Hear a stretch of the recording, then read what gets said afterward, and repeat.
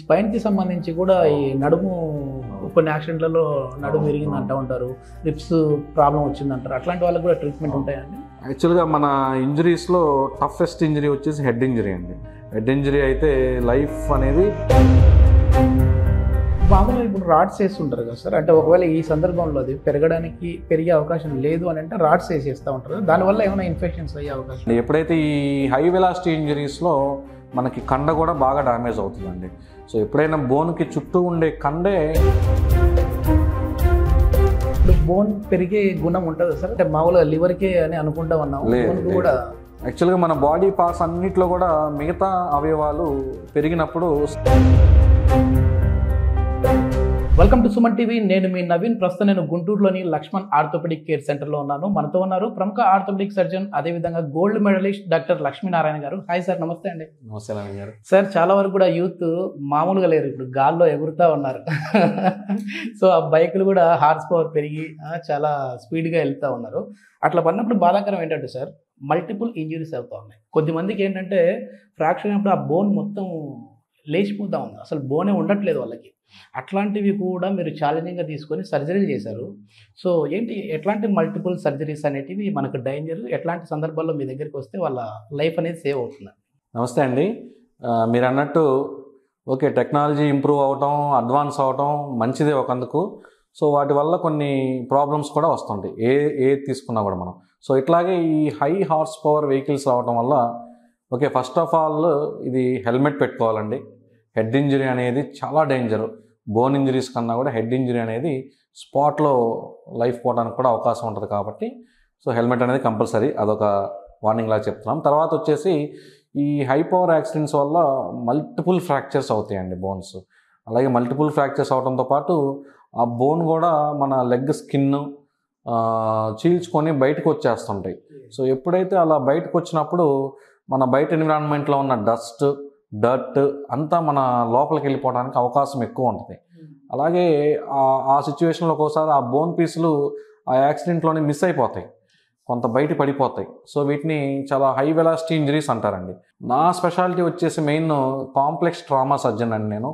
So ఇలాంటి multiple ఫ్రాక్చర్స్ని, already bone loss అయిన సర్జరీస్ని మేము ఎక్కువగా చేశాము. ఇందులో స్పెషలైజ్ చేశాము. నార్మల్ ఫ్రాక్చర్స్ కూడా చేస్తాము, బట్ మెయిన్ స్పెషాలిటీ వచ్చేసి ఇట్లా ఏదన్నా ఛాలెంజింగ్ కాంప్లెక్స్ కేసులని ఎక్కువగా డీల్ చేస్తుంటామండి. సో వీటిలో ఏమవుతుందంటే, ఒకటి మల్టిపుల్గా ఫ్రాక్చర్స్ అవ్వటం ఒకటి ఛాలెంజింగ్, ఇంకొకటి ఒక్కొక్కసారి యాక్సిడెంట్ సైట్లో బోన్ లాస్ అయిపోతారు. సో దాన్ని మళ్ళీ ఒక్కోసారి 10 సెంటీమీటర్స్ బోను, ఒక్కోసారి 15 సెంటీమీటర్స్ బోను లాస్ అయిపోతారు. సో ఆ లాస్ అయిన బోన్ని మళ్ళీ తన ఓన్ బోన్ని ఒరిజినల్గా గ్రో చేయాల్సి వస్తుంది. ఆర్టిఫిషియల్ బోన్ సబ్స్టిట్యూట్స్ వచ్చినాయి, వాటికి ఇన్ఫెక్షన్ రిస్క్ ఎక్కువ ఉంటుంది, కొంత ఎఫర్డబిలిటీ ఇష్యూస్ ఉంటాయి. బోన్ బ్యాంక్స్ అని ఉన్నాయి, ఒక్కోసారి బోన్ పోయినప్పుడు ఆర్టిఫిషియల్ బోన్ కూడా పెడుతుంటాము. కానీ వాటికి అట్లాగైతే కిడ్నీ ట్రాన్స్ప్లాంట్, లివర్ ట్రాన్స్ప్లాంట్ లాగా స్టెరాయిడ్స్, ఇమ్యూనిటీ రిస్క్ ఉన్నప్పుడు ఇన్ఫెక్షన్స్ అయ్యే అవకాశాలు ఉంటాయి. సో మేము చేసేది అలా బోన్ సబ్స్టిట్యూట్స్ పెట్టము. మా స్పెషాలిటీలో ఆల్రెడీ మిగిలి ఉన్న బోన్ నుంచి న్యూ బోన్ను గ్రో చేస్తామండి. సో బోన్ లెంథనింగ్ టెక్నిక్ ద్వారా, బోన్ ట్రాన్స్పోర్ట్ టెక్నిక్ ద్వారా, రష్యన్ టెక్నాలజీ, ఇటాలియన్ టెక్నాలజీ ద్వారా ఆ గ్యాప్లోకి న్యూ బోన్ని గ్రో చేసి మళ్ళీ ఒరిజినల్ బోన్ లాగా దాన్ని స్ట్రాంగ్ చేసే ట్రీట్మెంట్ ఉందండి. ఇప్పుడు బోన్ పెరిగే గుణం ఉంటుంది సార్. అవును, అంటే మామూలుగా లివర్కే అని అనుకుంటా ఉన్నాం కూడా. యాక్చువల్గా మన బాడీ పార్ట్స్ అన్నిట్లో కూడా మిగతా అవయవాలు పెరిగినప్పుడు స్కార్ టిష్యూ ఫామ్ అవుతుంది. సో ఎప్పుడైతే మనకి ఏదైనా దెబ్బ తగిలినప్పుడు మనకి స్కార్ ఎలా ఫామ్ అవుతుందో, లివర్ కానీ కిడ్నీ కానీ ఇంకోటి ఇంజురీ అయినప్పుడు స్కార్ టిష్యూ ఫామ్ అవుతుంది. కానీ only one organ in our body original tissue form అయ్యేది బోన్ ఒకటేనండి. Bone will grow into bone, అంటే బోన్గానే గ్రో అవుతుంది, స్కార్ టిష్యూ ఫామ్ అవ్వదు. అది ఒక దేవుని క్రియేట్ చేసిన వండర్ అండి. ఆ వండర్ని యూజ్ చేసుకొని మేము ఈ రష్యన్ టెక్నాలజీ ద్వారా బోన్ని ఎంత కావాలంటే అంత గ్రో చేయగలుగుతున్నామండి. సో ఈ టెక్నిక్లో ఛాలెంజింగ్ సర్జరీయే, బోన్ పోయినా కూడా మళ్ళీ వాళ్ళ ఒరిజినల్ బోన్ని మేము గ్రో చేయగలం. ఓకే, ఇది అంటే టైం టేకెన్ అండి?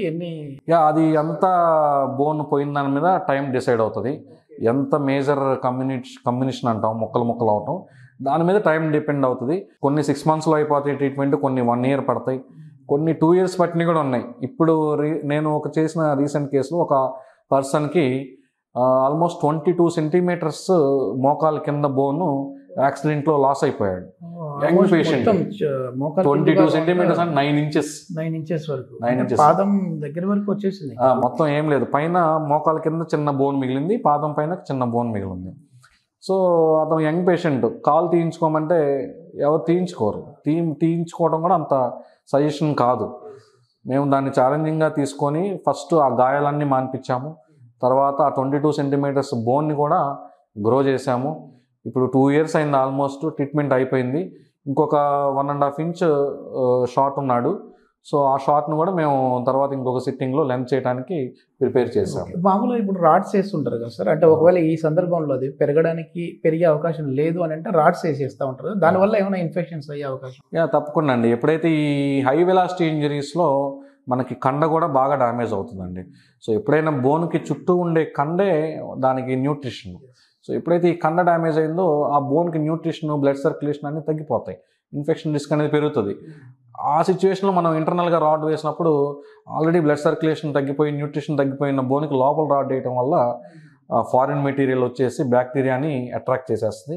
వీళ్ళలో ఇన్ఫెక్షన్ రొటీన్ పీపుల్ కన్నా ఎక్కువ ఉంటుంది.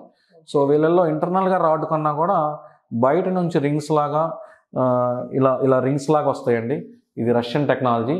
ఇలా ఓపెన్గా మల్టిపుల్ ఫ్రాక్చర్స్ అయిన వాళ్ళకి ఈ రష్యన్ టెక్నాలజీలో మేము రింగ్స్ లాగా వేస్తే వీళ్ళకి ఇన్ఫెక్షన్ రిస్క్ అనేది చాలా తగ్గిపోతుంది. Okay okay. కొంతమంది ఇష్టపడరు, లోపల రాడ్డే కావాలంటుంటారు మాకు. ఇంకా వాళ్ళకి ఇన్ఫెక్షన్ రిస్క్ ఎక్స్ప్లెయిన్ చేసి ఆ రిస్క్ తీసుకొని చేయించుకుంటారు. నిజంగా ఇట్లాంటి మల్టిపుల్ ఫ్రాక్చర్స్ అయినప్పుడు అసలు బోనే ఉండదు అని అన్నప్పుడు, అంటే నిన్నటి వరకు నేను నడుస్తూ ఉన్నాను, ఆడుకుంటా ఉన్నాను, అందరితో కలిసి ఉన్నాను, ఇప్పుడు ఒక్కసారిగా నాకు కాలు లేదు పోయింది అని అన్నప్పుడు వాళ్ళ ఫీల్ వేరే ఉంటుంది సార్. అంటే సూసైడ్ కేసుల వరకు కూడా వెళ్ళే వాళ్ళు ఉంటారు. అట్లాంటి వాళ్ళందరూ కూడా ఇప్పుడు చాలా ధైర్యం నింపే విధంగా ఉంది మీరు చెప్పే మాట. అంటే ఏమీ ప్రాబ్లం లేదు, ఒక 1.5 year 2 years లో మళ్ళీ వాళ్ళు నార్మల్ లైఫ్ లీడ్ చేయొచ్చు. అసలు ఆ ఇంజరీ అవ్వడం అనేది మంచిది కాదు ఫస్ట్ ఆఫ్ ఆల్. సో ఖచ్చితంగా జాగ్రత్తలు తీసుకోవాలి అంత ఇంజరీ అవ్వకుండా. ఇన్ కేస్ మన టైం బాగలేక అంత ఇంజరీ అయినా కూడా ఈ రోజుల్లో మేము అసలు కాల్ తీయటం అనేది ఆప్షన్ అసలు లేదు. పేషెంట్కి మేము ట్రీట్మెంట్ ప్రాసెస్ అంతా ఎక్స్ప్లెయిన్ చేసి టైం పీరియడ్, ఫైనాన్సెస్, పేరెంట్స్ తీసుకోవాల్సిన జాగ్రత్తలు అన్నీ ఎక్స్ప్లెయిన్ చేసేసి చక్కగా చేస్తున్నాము.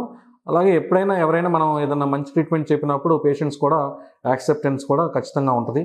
మేము వాళ్ళకి ఖచ్చితంగా కాన్ఫిడెన్స్ ఇస్తాం. ఎందుకంటే మేము చేసి ఉన్న సర్జరీస్ చూపిస్తాము, చేయగల కెపాసిటీ ఉందని మేము చెప్పే మాటల్లోనే వాళ్ళకి అర్థమైపోతుంది. ఆ కాన్ఫిడెన్స్ మేము చెప్పాలి, వాళ్ళు తీసుకోవాలి. అప్పుడు మాతో ట్రీట్మెంట్కి వాళ్ళు అటాచ్ అవుతారు. వన్స్ అటాచ్ అయిపోయినాక మేము దాన్ని ఛాలెంజింగ్గా తీసుకొని సక్సెస్ చేయడానికి 100% ట్రై చేస్తాం.